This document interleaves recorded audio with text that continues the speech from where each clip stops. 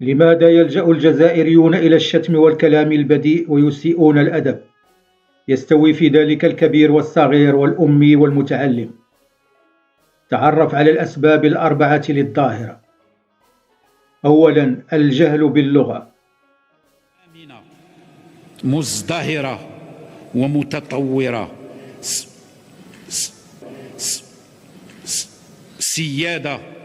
سيادة توجد في كل اللغات مستويات متعددة تبدأ بالمستوى الأدبي وتنتهي بالسوقي، مروراً عبر المستوى العامي والمتداول. والجزائريون لا يعرفون إلا المستوى الأخير، أي السوقي.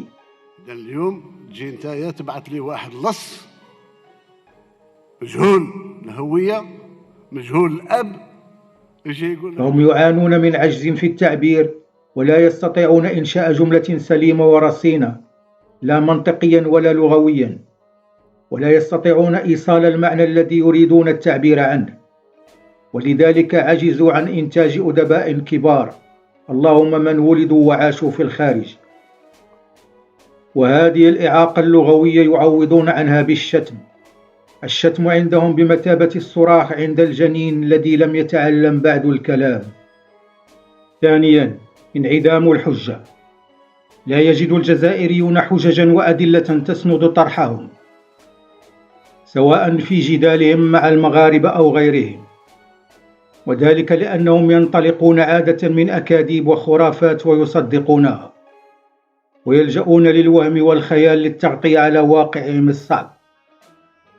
ولأن حجتهم ضعيفة يردون على المنطق بالشتم وعلى الحجة بقلة الأدب، وأغلبهم عاجز عن التفكير وتشغيل الدماغ، وذلك لأنه تمت برمجتهم مثل الدمية بتخريجات معدودة يواجهون بها المغاربة من قبيل سبت ومليليا، تقبيل يد الملك أو التبعية لفرنسا ومثل ذلك، وبعدها تفرغ جعبتهم فيعتصمون بالشتم.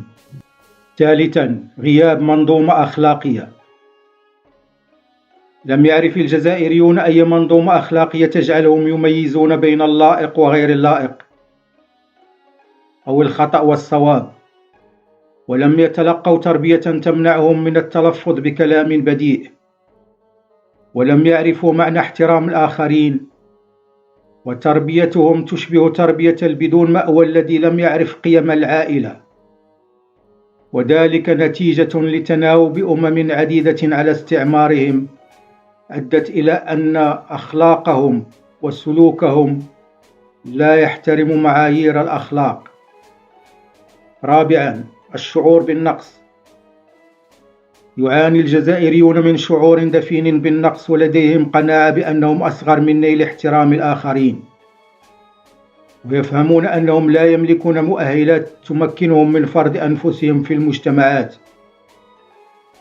وبالتالي يقررون ويضطرون لفرض أنفسهم بسوء الأدب، وكأن لسان حالهم يقول للآخرين بطريقة غير مباشرة: من لم نعجبه نستفزه.